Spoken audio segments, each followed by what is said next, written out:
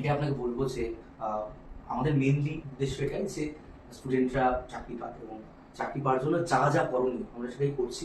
আজকে যে parents teacher মিটিংয়ের এই ব্যাপারটা, এটা শুধুমাত্র যে তার সে কি পরিবেশে আছে, কোন পরিস্থিতিতে আছে, সে মানসিকভাবে ঠিক আছে কি, শারীরিকভাবে ঠিক আছে কি, এগুলো আমাদের তাকে পড়ানোর জন্য, টিচ করার জন্য খুবই জরুরি। আর না হলে দেখা যাচ্ছে স্টুডেন্ট অন্যরকম ফ্রাস্ট্রেশনে আছে, ডিপ্রেশনে আছে, আমি ওকে এক্সট্রা চাপ দিচ্ছি পড়ার জন্য, ওর উপরে তো ওটা সমস্যা।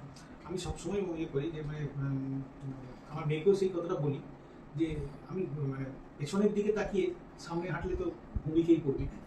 আজকে যেখানে তুই আছিস সেখান থেকে আগামী দিনে তোরা পাবো, তাতে তার লাভটা কি, তোর লাভটা কি হবে?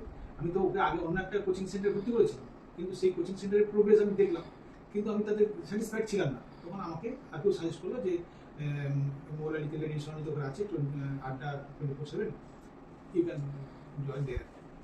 তখন আমি এখানে আসি এবং আমি এখন দেখছি যে এসে আমি গেনার, আমার মেয়ে প্রোগ্রেস করছে এবং তার চেষ্টা আছে, এবং এই কোঅপারেশনটা আমি অলওয়েজই কোঅপারেট করি।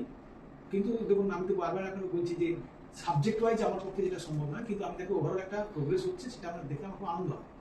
এবং ও যে বাড়িতে চেষ্টাটা করছে, সেই চেষ্টাটা এটা আপনাদের একটা এফোর্টের আউটকাম।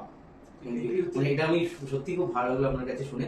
সত্যি কথা বলতে আমরা বলবো আপনাকে যে আপনাদের ম্যানেজমেন্টকে আমি এটা রিকোয়েস্ট করছি যে দেখুন, বাচ্চাগুলো তো বাচ্চা না, যারা ক্লাস করতে আসছে তারা ফিউচারের ভাবনা নিয়ে আসছে।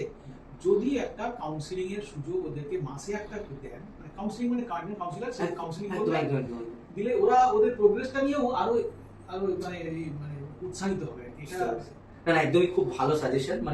কাউন্সিলিং এটার জন্য দরকার। এখনকার স্ট্রেস বাচ্চাদের নানা রকম স্ট্রেস থাকে, বিভিন্ন রকম। আজকে সোশ্যাল মিডিয়ার যুগেও বাচ্চারা একটুতেই ফ্রাস্ট্রেটেড, ডিপ্রেশনে চলে যায়। এমন যে ওরই বান্ধবী, হয়তো ওরই বন্ধু খুব লাইফটাকে এনজয় করছে, এখানে যাচ্ছে, খাচ্ছে, যাচ্ছে, রেস্টুরেন্টে যাচ্ছে, কিন্তু ও পড়াশোনার মধ্যে আছে, এগুলো থাকে। তো এক্ষেত্রে আপনার সত্যি সাজেশনটা খুব ভালো লাগলো, আমি অবশ্যই এটা অ্যারেঞ্জ করবো। আর ওই যে এই যে সিজিসিএল একটা টার্গেট নিয়ে এগোচ্ছে, এই টার্গেটের মধ্যে অনেকগুলো আরো পরীক্ষা বসবার সুযোগ থাকে এজের মধ্যে থাকলে, সেগুলোতে সে যখন উৎসাহিত যদি হয়, তাহলে যদি আপনাদেরকে সেটা আপনাদের সঙ্গে যদি শেয়ারিং করে, ইয়েস অর নো সেটাকে বলে দেবে, যেটা আপনি ওখানে যেও না বা ওখানে যাও, তাহলে ও আরো উৎসাহিত।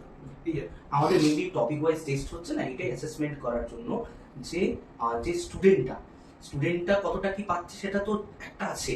সেই সঙ্গে কোনো একটা টপিকে দেখা যাচ্ছে বেশিরভাগ স্টুডেন্ট প্রোগ্রেস করতে পারছে না, তখন আমরা এটা ভাবি যে টিচারকে এক্সট্রা ক্লাস দিয়ে ওখানে ওইটাকে আরো ভেঙে বেসিক করে কি করে ক্লাস করা